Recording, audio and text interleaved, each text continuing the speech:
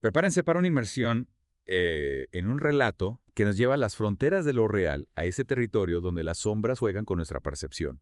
Hoy nos adentramos en una historia extraída de un texto español llamado Javier y Gonzalo, una historia que nos confronta con un misterio que, como un eco, perdura en el tiempo. Una historia que nos invita a cuestionar lo que creemos saber, a mirar más allá de lo evidente y a adentrarnos en las profundidades de lo inexplicable. En el corazón de esta narración encontramos a Javier, un niño cuya inocencia se ve tocada por un encuentro que desafía la lógica. Ah, Javier y su familia viajan a un pueblo rural para celebrar las fiestas locales. sí. El texto nos pinta un cuadro familiar idílico, la alegría del viaje, la fascinación de Javier por el río, la naturaleza exuberante.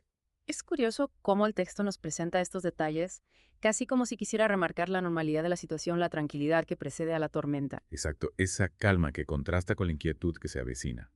Al regresar al pueblo camino a casa de unos primos para cenar la familia, se cruza con el cementerio. Y aquí es donde la historia da un giro inesperado, Javier. Con una curiosidad que no parece propia de su edad, insiste en entrar. ¿Qué le impulsa a un niño a querer adentrarse en un cementerio a oscuras? El texto menciona que la puerta, que normalmente está cerrada esa noche, se encontraba abierta. Una puerta abierta a lo desconocido, casi una invitación. Una invitación que Javier acepta sin dudar. A pesar de la resistencia inicial, sus padres, quizás agotados por el viaje o vencidos por la insistencia del niño, acceden a su petición. Javier se adentra solo en la oscuridad, dejando a sus padres y a su hermana esperando en la entrada. El silencio del cementerio, la oscuridad que lo envuelve todo, imaginen la tensión de los padres. La preocupación que crece con cada minuto que pasa. Es fácil imaginar esa angustia, ¿verdad? El tiempo se detiene, cada segundo se hace eterno. La oscuridad se convierte en un abismo que amenaza con tragarse a su hijo. Finalmente el padre decide entrar en el cementerio y tras una angustiosa búsqueda encuentra a Javier regresando hacia la salida. Alivio y reproches se mezclan en las palabras del padre, preocupado por los peligros a los que se ha expuesto su hijo. Pero lo que Javier les cuenta a continuación abre la puerta a una dimensión mucho más inquietante. Javier les habla de otro niño, un niño llamado Gonzalo, que le ha pedido que se quede con él porque tiene miedo. Dice que es la primera vez que está allí y que sabe que su cuerpo tendrá que permanecer en ese lugar a partir del día siguiente.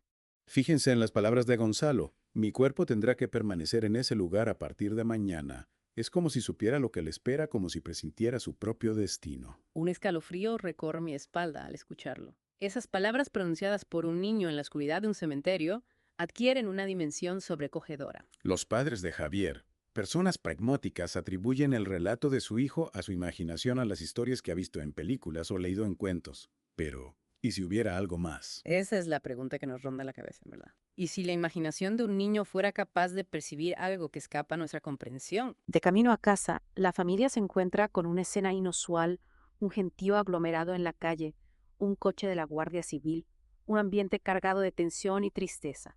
Al preguntar descubren que ha ocurrido un accidente, un niño llamado Gonzalo ha sido atropellado. Y aquí es donde el relato nos deja sin aliento. La muerte de Gonzalo ha ocurrido poco antes del encuentro con Javier en el cementerio. La coincidencia temporal es como mínimo escalofriante. Pudo Javier, sin saberlo, haber tenido un encuentro con el espíritu de Gonzalo momentos antes de su muerte. Esa es la pregunta que nos deja este primer acto, una pregunta que nos obliga a mirar más allá de lo evidente, a cuestionar nuestras propias creencias sobre la vida, la muerte y los límites de la percepción. Javier, ajeno a la tragedia que acaba de sacudir al pueblo, se convierte en el único testigo de un encuentro que desafía la lógica, un niño que lleva en su memoria un secreto que nadie más conoce, una experiencia que quizás ni siquiera él mismo comprende del todo. Y mientras el pueblo se suma en el dolor, Javier se encuentra en una especie de limbo, atrapado entre la alegría festiva que ha desaparecido de repente y el peso de lo inexplicable. El texto no nos dice cómo reacciona Javier ante la noticia, si comparte su encuentro con alguien, si comprende la magnitud de lo sucedido. Nos deja esa parte a la imaginación, a la reflexión sobre el impacto de lo sobrenatural en la mente de un niño. Es como si el autor nos invitara a convertirnos en observadores silenciosos, a contemplar a Javier desde la distancia sin interferir en su proceso, en su forma de asimilar lo ocurrido.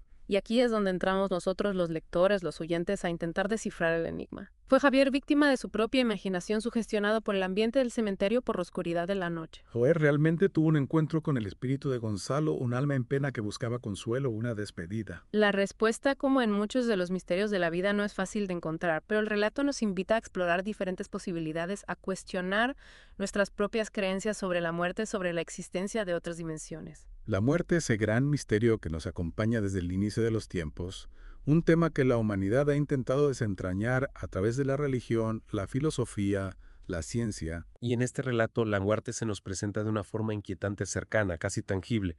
Javier, sin saberlo, se convierte en un puente entre dos mundos, el de los vivos y el de los muertos. Un niño que sin buscarlo se ve inmerso en una realidad que escapa a la lógica, a la razón. Un niño que quizás sin comprender del todo la trascendencia de su experiencia, lleva consigo la huella de lo inexplicable. Pudo Gonzalo en sus últimos momentos sentir la necesidad de despedirse, de buscar consuelo en la inocencia de otro niño, en la pureza de un alma que aún no ha sido contaminada por el miedo a lo desconocido. Es una posibilidad que nos conmueve, que nos hace pensar en la fragilidad de la vida, en la fuerza de los lazos que nos unen incluso después de la muerte. El texto no nos ofrece respuestas, pero nos deja con una serie de interrogantes que resuenan en lo más profundo de nuestro ser. Interrogantes que nos inviten a mirar más allá de lo evidente, a aceptar que existen misterios que la razón no puede explicar, a abrir nuestra mente a la posibilidad de que la realidad sea mucho más compleja y fascinante de lo que imaginamos. Javier y Gonzalo, una historia breve pero intensa que nos sumerge en un mar de misterio y nos deja con la sensación de haber rozado lo inexplicable. Un relato que nos recuerda que la realidad puede ser un calidoscopio de percepciones donde lo que creemos saber se desdibuja ante la posibilidad de otras dimensiones. Y tú, querido oyente, ¿qué piensas? ¿Crees que Javier realmente se encontró con el espíritu de Gonzalo o fue simplemente un producto de su imaginación? Te invitamos a reflexionar sobre esta historia, a compartir tus propias interpretaciones, a cuestionar los límites de lo posible. Quizás la próxima vez que pasemos junto a un cementerio, miremos a nuestro alrededor con una nueva perspectiva, con la mente abierta a lo que no podemos explicar. Y recordemos que a veces las respuestas a los grandes misterios de la vida se encuentran en los lugares más inesperados, en un susurro del viento, en la mirada inocente de un niño, en el silencio de la noche. Hasta aquí nuestra inmersión en el misterio de Javier y Gonzalo. Gracias por acompañarnos en este viaje a través de la incertidumbre y lo desconocido.